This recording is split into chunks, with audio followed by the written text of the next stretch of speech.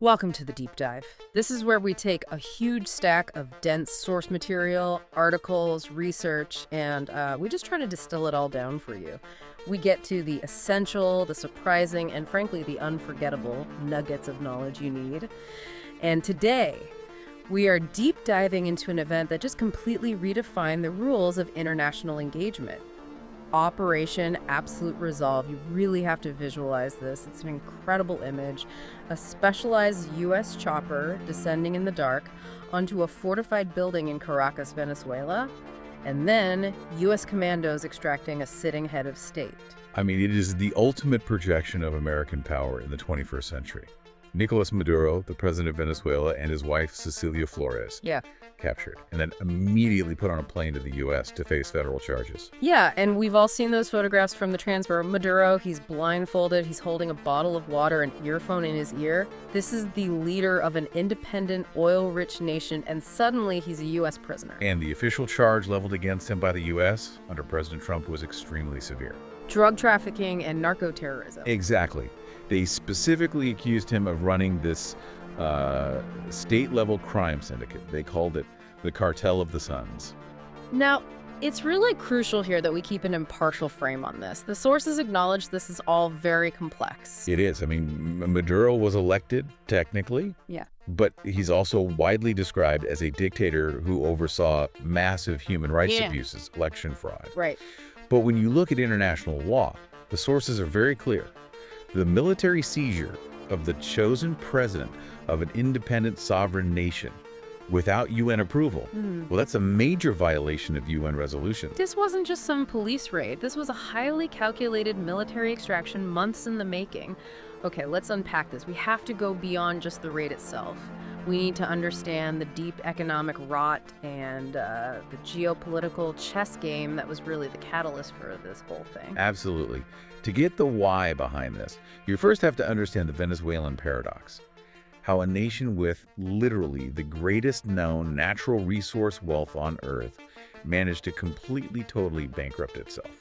The current economic reality, it's almost impossible to really wrap your head around unless you've seen it documented. Oh, it's staggering. We've all heard the term hyperinflation, but the sources paint a picture of daily life it's just absurd. What's the one example that you found that just shows how broken their currency is? It's the egg exchange. That's the one that sticks with you. The egg exchange? Yeah. People don't use bank accounts. They bring bags, even wheelbarrows full of cash to buy groceries. But because the currency is so devalued, they don't count it anymore. They weigh it. They weigh it. On the street, a common transaction is, putting a dozen eggs on one side of a scale and then just stacking up currency notes on the other side until it balances. So they're trading money by weight, not by value. Exactly. And it is so hard to imagine that just, 50 or 60 years ago, that same country was one of the top 4 richest countries in the world. The scale of that collapse is historic. Yeah. And the foundation of all that wealth was, of course, black gold. Oil, discovered in massive quantities right around the end of World War II. And the amazing thing is, Venezuela didn't just have a lot of oil. The sources all indicate they have the largest proven oil reserves on Earth. That's a huge claim. I mean, how do they stack up against, the giants like Saudi Arabia? They're number one. They're sitting on about 300 billion barrels of proven reserves.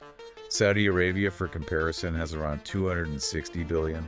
Wow. So yeah, they're sitting on the world's greatest oil treasure chest. Which means when the global oil crisis hit in the 1970s, Venezuela was experiencing a literal rain of dollars. I mean, we're talking about a nation where per capita income was in the world's top 5.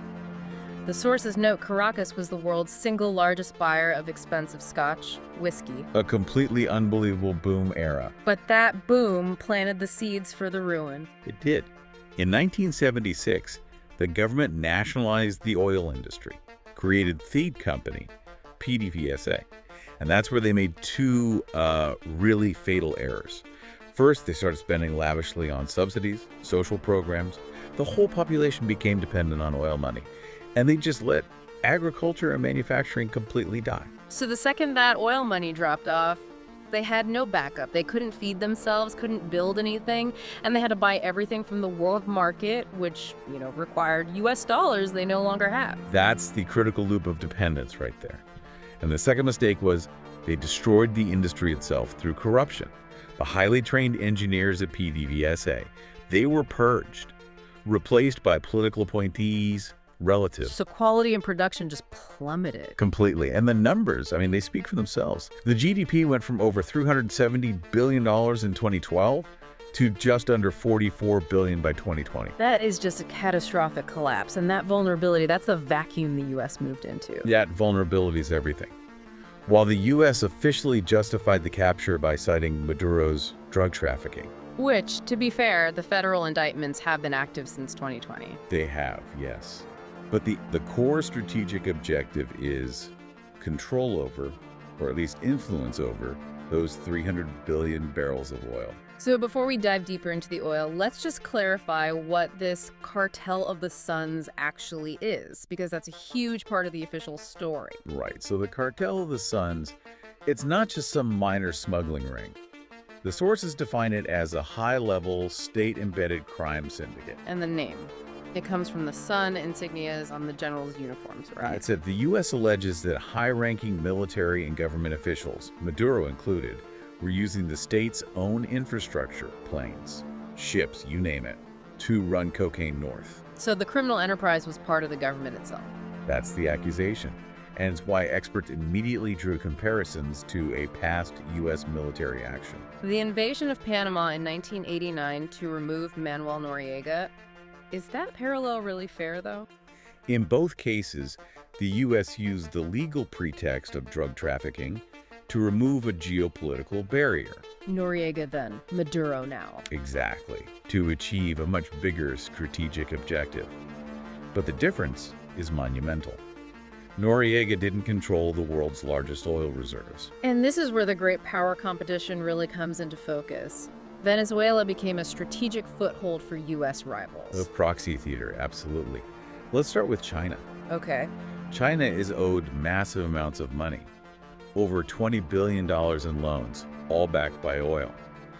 And while they publicly kept their distance, sources confirm they kept buying Venezuelan oil through, complex black market channels. So for Beijing, this is a long-term economic investment. And a strategic counterweight to the U.S. in the region. Then you have Iran. Their cooperation was a textbook case of two sanctioned countries helping each other out. It was. Iran needed fuel. Venezuela's refineries were broken. So sources indicate Iran received over $500 million in Venezuelan gold. Shipped out on unmarked planes. Right. In exchange for fuel and technicians to fix the refineries, they created their own barter economy to get around the U.S. banking system. And finally, Russia, perhaps the most critical military ally. This is the part that really concerned U.S. policymakers.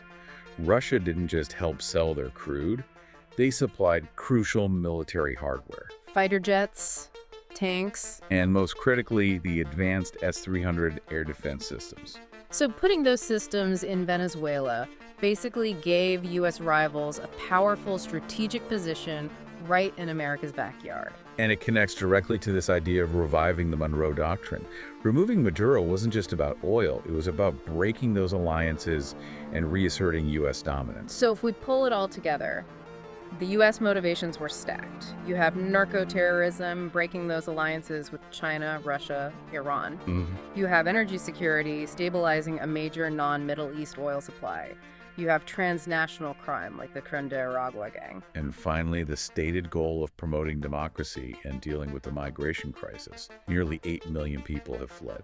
The justifications were there, the stage was set. And now we have to turn to the execution of Operation Absolute Resolve. The sheer complexity and the precision of that 30-minute raid. The serious planning started in August 2025. And like you said, since diplomatic relations were severed in 2019, there was no embassy, no official presence. So CIA teams had to go in undercover, infiltrating Caracas to gather the intelligence they needed. And that intelligence had to be hyper-specific. Maduro's clothes, his food, his daily schedule. Everything. A long-time embedded CIA agent provided those crucial details. But here's where it gets really interesting. The key challenge wasn't the number of guards. No, it was that Maduro was a constant moving target. To avoid capture, he never slept in the same place. That's right. The sources say he rotated between compounds, palaces, military bunkers 6 to 8 times every 10 days. So the assault team had to be ready to strike any one of those locations at a moment's notice. With perfect accuracy, which is why they built a replica. A full, life-size replica of the president's palace and other key buildings was constructed at a secret facility in Kentucky. Just like they did for the Bin Laden raid. Navy SEALs, Delta Force operators, they rehearsed the entire operation for months.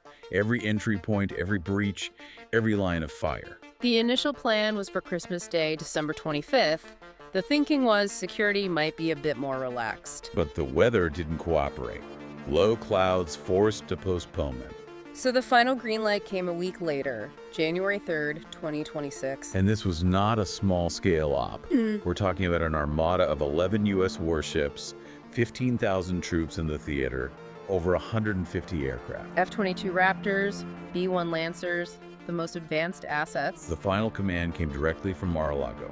President Trump's words were, "Good luck and Godspeed." The extraction team itself, Delta Force, flew in on modified MH-60 Blackhawks from the elite 160th Night Stalker Regiment. And they flew, skimming the waves of the Caribbean, super low altitude to stay under that Russian radar. Then came the moment of execution. At 2 a.m. local time, the lights in Caracas just went out. And that wasn't a power failure. That was the signal.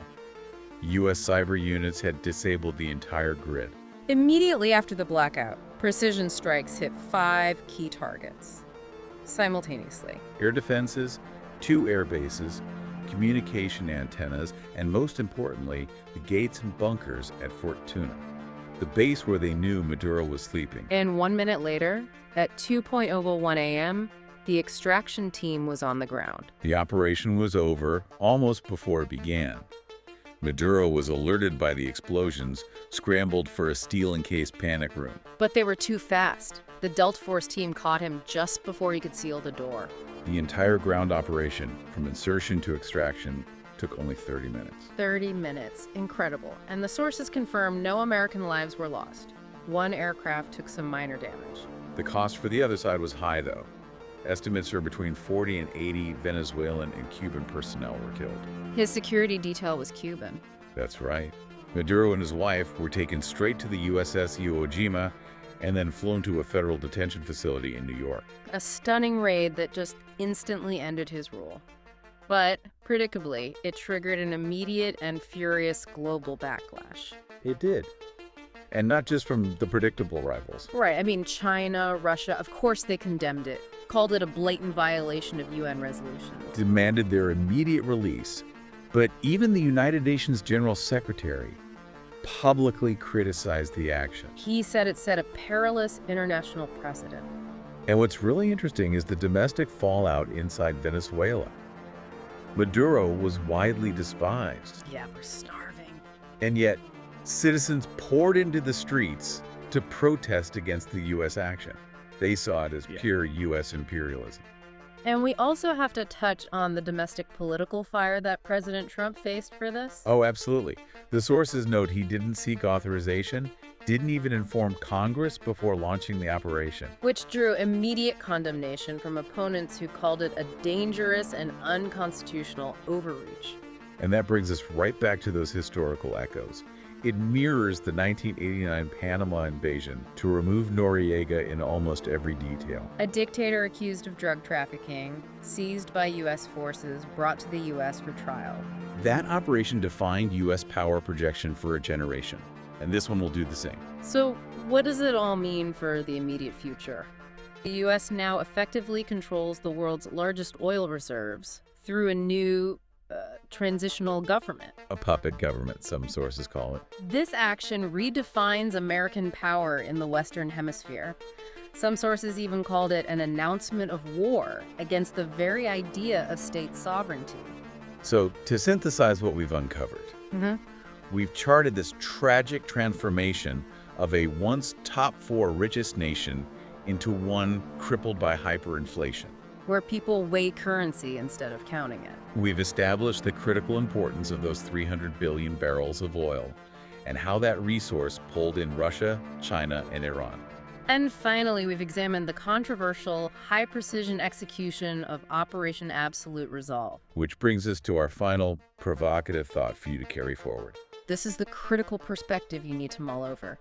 Was Operation Absolute Resolve a necessary triumph of peace through strength?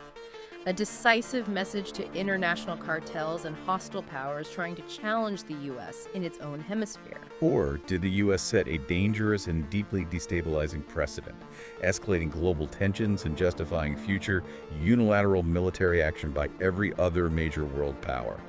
That is the question that will truly define the legacy of this raid. Don't forget to like, share, and subscribe to our channel. See you next time with another story in Deep Dive.